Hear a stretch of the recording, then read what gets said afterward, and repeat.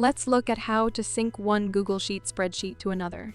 Copying data into more than one spreadsheet can be tricky if the data is large and complex.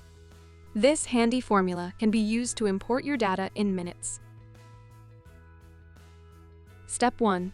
Open the source Google Sheet, which contains the data you want to sync to another sheet, and make a note of the cells you want to sync with another spreadsheet.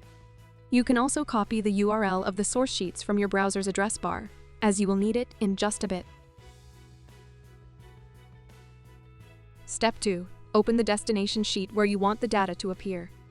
This can be an existing spreadsheet or a new one. Step 3. In the cell of the destination Google Sheet, where you want the imported data to appear, type the following formula. Step 4. Replace source spreadsheet URL with the URL of your source spreadsheet and source range with the range you want to import. Step 5. Press Enter, and Google Sheets will request permission to access the source spreadsheet. Grant access to continue. Your data will now be synced across.